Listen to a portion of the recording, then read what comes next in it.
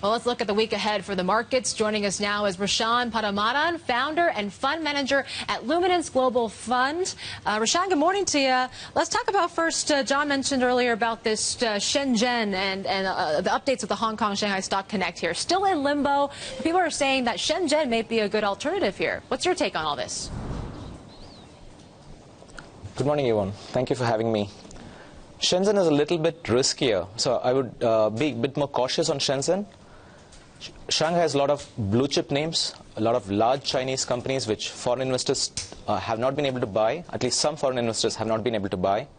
Shenzhen is full of really small companies, so it's a smaller cap equivalent, and the average market cap is 1.3 billion, and there's a lot more legwork required if you're going to go into that territory. So I would be cautious on Shenzhen. It's not the same opportunity set. If you're going to do legwork and if you're going to really go deep into China, then you're better off going with a Chinese asset management house or some other way to access Shenzhen. So not so excited about Shenzhen. We're still waiting for clarity on the Shanghai Stock Connect. We still need to know when it starts, what will be the capital gains tax rules, and what will be the dividend rules for foreign investors. So we are still awaiting that clarity. Yeah, we sure are. Sticking on to China here, I know we're talking about the PPI numbers are set to be released today, expecting another decline. What is this going to say about China moving forward? China continues to slow down. It's the country is about 5 times larger than it was about 14 years back.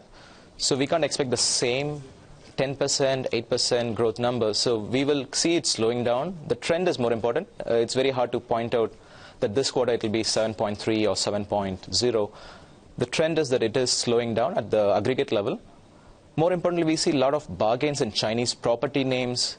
The sentiment is so poor that you have to do your own homework to pick the particular names, but you'll find companies at 1/3 of book value or half book value, trading at 3 times earnings, with a reasonable debt situation, with debt to capital not more than 20-30%. So these companies are unlikely to go bust.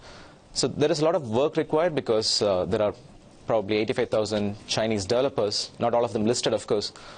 So for people willing to do their work, they can find bargains in China. The overall trajectory is that China is slowing down, so that's a fact.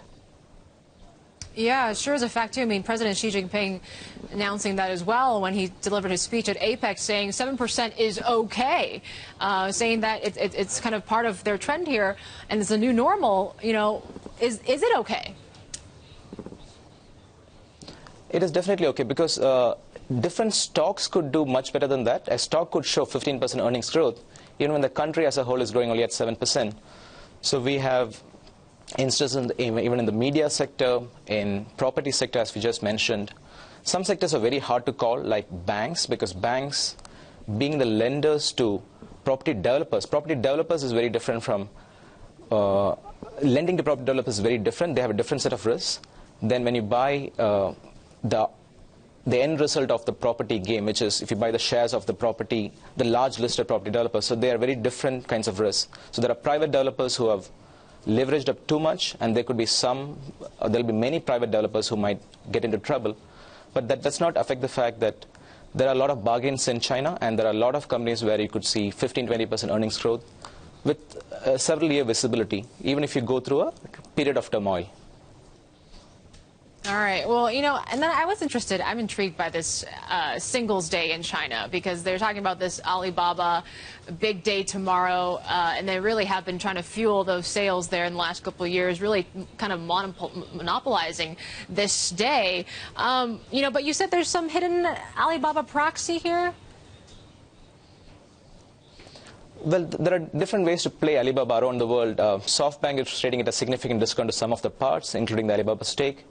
Yahoo has been very cheap in the US, and it's been trading below its sum of the parts. It's re-rated about 20% over the last month. But closer to Asia, in China, in Hong Kong, there's a company called China Dongxiang, which originally has a retail brand, the Phoenix Copper brand, but that business has been in trouble. So let's say you value that business at zero, this company has about $1 of cash and cash equivalents and $1 Hong Kong dollar worth of Alibaba shares, roughly. This company you can buy for 1.5 Hong Kong dollars on the market. So The fund is long the stock, just in the interest of full disclosure. So we find this kind of deep value relatively safe. The catalyst could be essentially that the company will pay out a special dividend at some point, perhaps over the next year. We have no particular information about when they will do it, but the deep discount gives us some comfort, even if the rest of the world has a lot of macro turmoil and other uncertainty. All right, that's all the time we have for you, Resham. But thank you so much for joining us. Resham Padmanabhan, Luminance Global Fund co-founder and fund manager.